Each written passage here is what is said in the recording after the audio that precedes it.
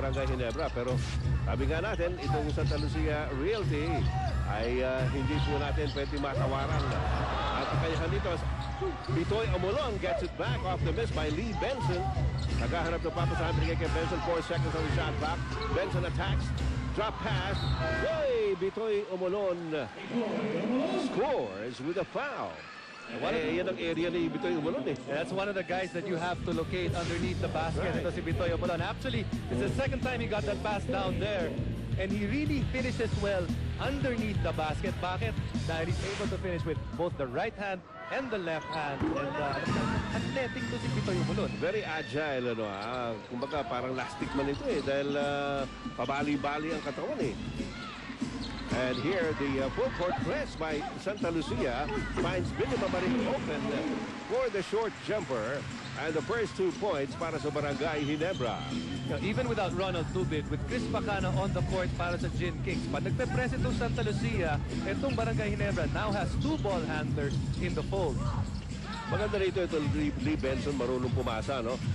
Malaki siya at kumukuyog sa kanya yung depensa. In other words, nakikita niya kung sino ang libre. Samantala, on the rebound play, there's going to be a foul.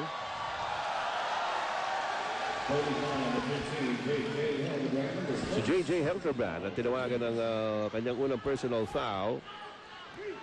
They talk about energy crisis, pero dito sa larong ito, from the guard position, walang energy crisis dito. Guys like Ryan Reyes, J.J. Helterbrand, Mark Kagiwa, these guys all spit fires for their teams. Ito si Chris Pacana, kinukulit-kulit si Denok Miranda. Binigay kay Lee Benson from the outside. Malakas ang tira, J.J. Helterbrand para sa rebound. Helterbrand into the front court. Sumiset up ng depensa ang Santa Lucia. Helterbrand goes up, pasa pa na yun, pinalik-ulit kay Helterbrand. 3-point shot, good line, pero hindi pumasok ang tira. Omolon saves it at the sideline. Nakuha ni Ryan Reyes. Off now to Derek Miranda. Miranda, bibigyan ng instructions sa kanyang mga kasama, Kelly Williams. Bitoy Omolon against Junti Valenzuela. Tinapik ni Junti Valenzuela ang bola. Watik maagaw. Nabitawan. Nakuha ni Pacana. Ano ito? May timeout mo tinawag. So they're gonna say Chris Pacana asked for a timeout. Pumito yung referee. Inadvertent whistle?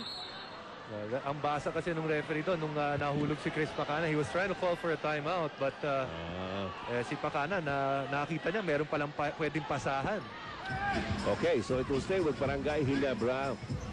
3-2 ang ating score. Labang ng isa Santa Lucia. Junti Valenzuela against Denok Miranda. At tatawagan ng foul si Miranda as he stuck too close to Junti Valenzuela. Holding foul is called. Alam mo, kanina doon sa laban ng Magnolia at Coca-Cola, nakita natin na talagang very intense, ano ha? And here, napapansin natin na tila ganun din ang sitwasyon. Siyempre, for all the marbles mga ito it seems to have started ever since nanalo si Pacquiao kay Diaz. Marami na i-inspire. Ganun pa yun. Dapat positibo. Chris Alexander against Lee Benson. Dalabas kay Pacana. Sinalubong. Open si J.J. Helterbrand. And somebody fouled someone. Tumalsik si Lee Benson. Ano yun? I think Ed, yung bola went over the backboard and they're gonna turnover na yun. Yes, they're gonna call that play dead. 9.5 minutes to go. First quarter. Miranda, Williams. Ryan Reyes looking inside. Dilabas kay Miranda. Kelly Williams. Habang kay Billy Mamaril. 2 seconds on the shot clock. Uy, pasok. Galing kay Kelly Williams. Now, that wasn't an easy shot para kay Kelly Williams. Billy Mamaril was in front of him. But if you look at that Barangay Ginebra bench, not really one person with the athletic ability and the size to match up with Kelly Williams. Chris Alexander. Pa-fake pa siya pero natapigan. Here comes Bitoy Omolon against Junti Valenzuela. And there's going to be a foul called on Junti. Ang ating mga referees, Tronji Aldaba, Peter Balao, Maui Maurillo.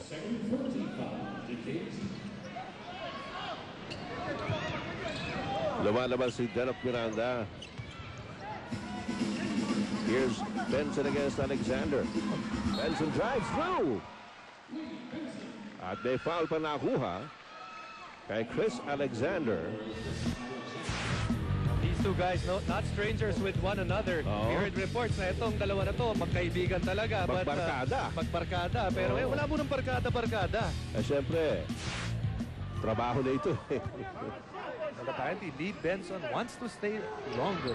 Well, that's what they're saying. And sabi nga natin, for Santa Lucia's sake, we hope that he keeps his word.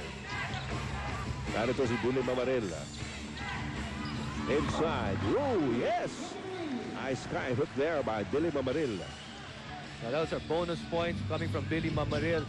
Trying to attack Kelly Williams. Maybe you'll draw a foul or maybe you can get 2 points. He got the latter. Well, he's got all the 4 points of Barangay Ginebra so far. Benson steps back. Wala. Pacana for the rebound. Off to Helterbrand. Helterbrand in the front court. Sinulubong ni Denok Miranda. Cross court to Junti Valenzuela for 3. Ayaw pa pumasok yung mga long-range bombs ng Barangay Ginebra. Here's Kelly Williams. Goes up for the bank shot. Medyo mababa yung tira. Junti Valenzuela. Chris Pacana. Down low to Chris Alexander. Alexander, dalabas kay J.J. Helterbrand to Billy Mamaril. To Billy, dalabas si Billy. Almost, not quite. As you really notice yung pagkawala nito si Ronald Dubin with the fluidity of the offense of the Gin Kings. Itong Barangay Ginebra, maganda rin yung rotation nila eh. Yan ang masakit pag nagkakaroon ka ng injury sa iyong team. That's right. Itong mga bagay na nais mo ba iwasan, pero kumisan talaga, wala kang magagawa eh. Nangyayari talaga yan eh. Another miss by Billy Mamaril and Kelly Williams with the rebound. Here comes Denok Miranda sprinting into the shaded area and converting on a floater.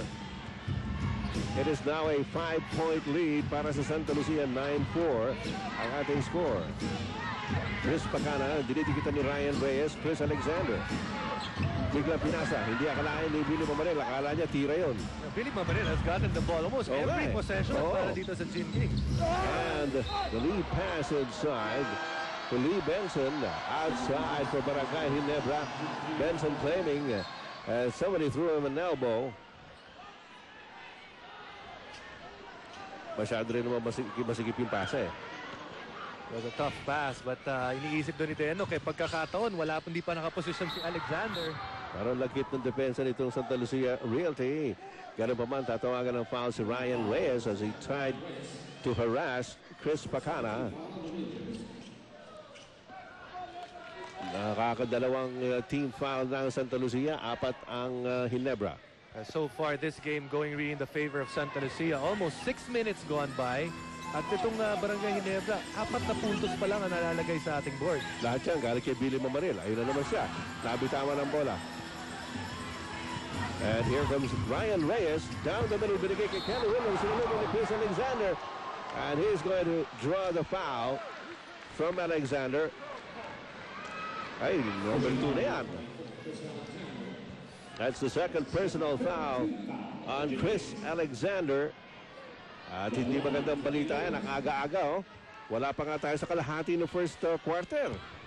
Dalawa na ang foul ni Chris Alexander. But what I've noticed with this guy, Chris Alexander, even if he picks up a little, some amount of fouls, marunong siyang umilag para dun sa yung foul na importante na o yung nakakatakot na. Of course, in the first half, you want to keep away from your third foul. Let's see if he'll have the discipline to stay away from that third. Of course,